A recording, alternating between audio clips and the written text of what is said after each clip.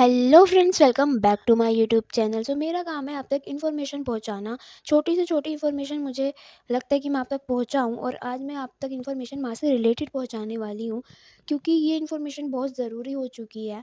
हर बच्चे के लिए माँ बाप बहुत ज़रूरी होते हैं, हमारी पहली दोस्त, हमारी पहली teacher.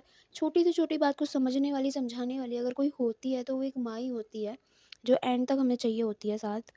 But I think and तक अब कोई नहीं चाहता साथ, क्योंकि शादी के बाद हर बच्चे से अपनी माँ नहीं रखी जाती। मैं ये बात हर किसी के लिए नहीं बोल रही हूँ, बट उन लोगों के लिए बोल रही हूँ जिनके लिए माँ बाप खुद पर बोझ है। बल्कि बहुत से ऐसे सीन सुने हैं जो कि काफ़ी लड़के छोड़ देते हैं अपने माँ बाप को वृद्धाश्रम। अब आप ये सोचोगे कि ऐसा कुछ भी नहीं होता, या हम उनमें से नहीं हैं। अच्छी बात है आप उनमें से नहीं हो, बट आज के डेट में भी ऐसा होता है। सोच काफ़ी मॉडर्न हो चुकी है, कपड़ों से लेकर, खाने को लेकर, घूमने को लेकर। बट माँ बाप साथ रहे, इस बात को लेकर किसी की सोच इसी चीज़ में यही है कि माँ बाप वृद्धाश्रम में रहे या हमसे दूर रहें, वो बेहतर है। सब जने माँ बाप को वृद्धाश्रम छोड़ देते हैं या फिर बाहर सेटल हो जाते हैं। वृद्धाश्रम नहीं छोड़ते तो बाहर सेटल हो जाते हैं, माँ बाप के बिना रहना चाहते हैं विद फैमिली, बट उसमें माँ बाप नहीं होते। आप सोच भी नहीं सकते कि किसी ने अपने माँ बाप को महाकुंभ मेले में छोड़ दिया होगा। छोड़ा वैसे नहीं है कि वो आए, घूमने आए और उनको वहाँ पे छोड़ गए, ऐसा नहीं है। उन माँ बाप के 3 लड़के और 3 बहुएं थी। तीन उन्हें मिलकर ना उनको बहुत परेशान कर रखा था, रोज़ उनसे लड़ना झगड़ना तथा इनकी वजह से वो वहाँ से महाकुंभ मेले में आ गए, उनको घर पर बोलकर भी आए। और सबसे बड़ी अब कमाल की बात यह है कि उनके बच्चों ने या बहू ने किसी ने भी इंटरेस्ट नहीं लिया उनको ढूँढने में या वापस घर लाने में। किसी ने भी उनको फ़ोन नहीं किया, कॉन्टैक्ट करने की कोशिश नहीं की कि वो कहाँ हैं, कैसे हैं और घर क्यों नहीं आए। उनका अटेंशन यही था कि वो घर से चले जाएँ, चाहे फिर वो कैसे भी और कैसे भी नहीं हो। वो वहाँ बैठकर रोए जा रहे हैं और किसी को उनकी कोई परवाह नहीं है। और आजकल काफ़ी ऐसे लोग हैं जो माँ-बाप के साथ रहना पसंद नहीं करते। ज़्यादातर ये शादी के बाद होता है कि वाइफ़ आ गई तो माँ-बाप की वैल्यू कम हो जाती है और उनको घर से निकाल दिया जाता है। काफ़ी लोग तो माँ-बाप को पीटते तक हैं। उन माँ-बाप से रिलेटेड कोई सोच नहीं बदली। आश्रम भेज देंगे या फिर बाहर सेटल हो जाएँगे घर पर ही छोड़कर।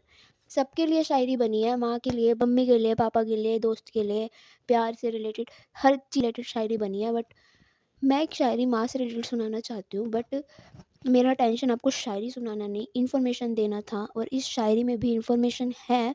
ध्यान से सुनना, सिर्फ सुनना मत कि सुन ली, अच्छी लगी या नहीं लगी, उससे मुझे कोई सुन के फ़ील करना कि अगर 1% भी माइंड में ये है कि माँ बाप के साथ रहना नहीं है, या वो अच्छे नहीं हैं, या शादी के बाद हम अलग चले जाएंगे वगैरह।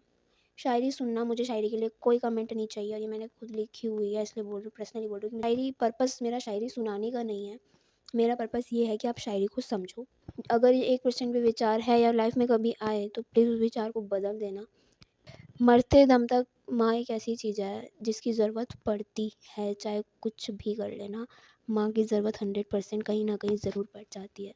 तो अर्ज़ है, माँ से मैं लड़ती हूँ रोज़, झगड़ती हूँ रोज़, पर पता नहीं क्यों वो मेरी परवाह करनी नहीं भूलती है। मैं पूछना भूल जाती हूँ माँ से खाना खाया या नहीं, और वो मेरे लिए शाम की चीज़ लाना तक नहीं भूलती है। माँ के बारे में जितना लिखूँ उतना कम है। ऐसे कोई शब्द नहीं जो माँ का अर्थ समझा सकते हैं। ऐसी कोई कलम नहीं जो माँ का कर्ज़ उतार सकती है।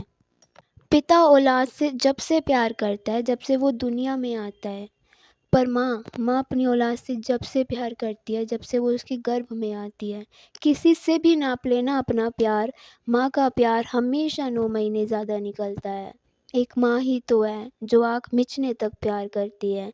तुम कामयाब नहीं होंगे तो ये दुनिया ठुकराती है, पर माँ फिर भी अपना लाडला बताती है।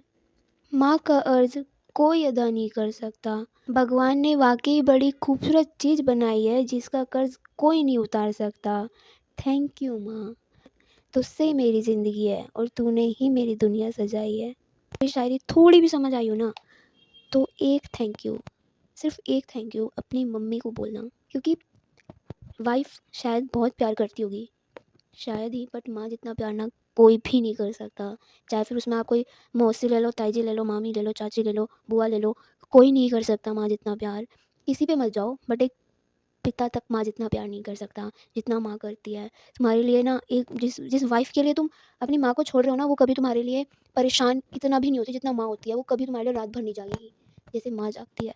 कभी तुम्हारे लिए इतनी दुआएँ नहीं माँगेगी जितनी माँ करती है।